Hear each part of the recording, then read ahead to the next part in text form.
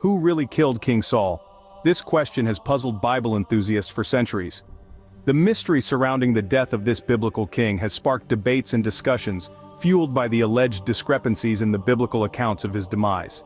The Bible, a cornerstone of faith and a rich source of historical knowledge, presents us with three distinct narratives of King Saul's death, each in the books of 1 Samuel, 2 Samuel, and 1 Chronicles. In 1 Samuel, we find a self-inflicted end to Saul's life.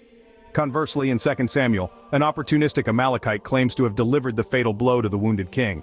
Yet the chronicler in 1 Chronicles attributes Saul's death to divine intervention due to Saul's unfaithfulness and his consultation with a medium.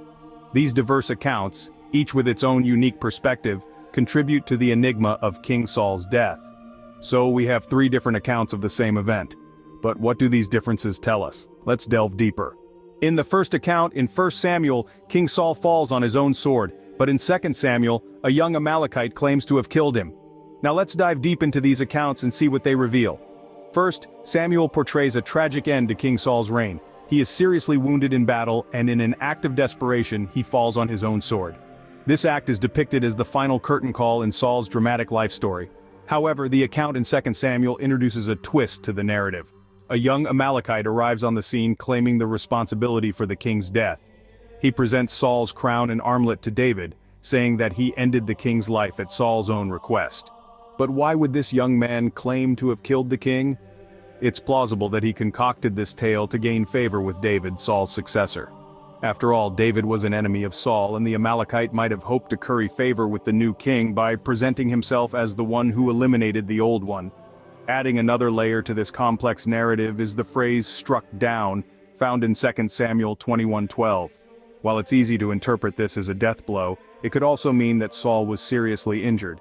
Even if we take it to mean killing, it could be argued that the Philistines, who were in battle with Saul, bear the responsibility for his death in a broader sense. So, we have two accounts offering a different perspective on his death, but hold on to your seats because there's one more account in 1 Chronicles. Let's see what it says.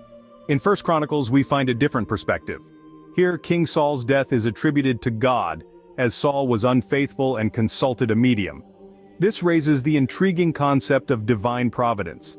Divine providence refers to God's intervention in the universe, orchestrating events according to his will. In this context, Saul's death could be seen as a result of divine providence due to his unfaithfulness and sinful actions. But let's not forget the Philistines.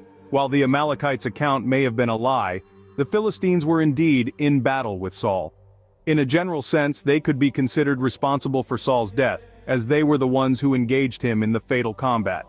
However, it's important to note that these interpretations do not contradict each other, but rather provide different layers of understanding. They illuminate the intricate tapestry that is the biblical narrative, where events can be viewed from a multitude of perspectives, each offering its own insights. So, who really killed King Saul? It seems the answer might not be as straightforward as we thought. But as we've seen, the different accounts offer us fascinating insights into the complexities of the biblical narrative. So we've explored the different accounts of King Saul's death in the Bible. We've dissected the narratives in 1 Samuel, 2 Samuel, and 1 Chronicles. We've seen how these accounts might seem to contradict each other, yet they offer different perspectives of a complex event. We've considered the possibility that the young Amalekite, who claimed to have killed Saul, might have fabricated his story to gain favor with David. It's plausible that "struck down," as mentioned in 2 Samuel, could mean that Saul was seriously injured rather than killed outright. We've also looked into the divine intervention angle, the idea that God, due to Saul's unfaithfulness and consultation with a medium, could have orchestrated circumstances leading to Saul's death. To sum it up, the death of King Saul is seen as being orchestrated through God's providence, which led to the Philistines putting him in a position of falling on his own sword. Then we have the Amalekite, who most likely lied about what he did, but even if he played a part in killing Saul, perhaps while he is already dying from falling on his sword, there is no contradiction. What do you think? Share your thoughts in the comments below.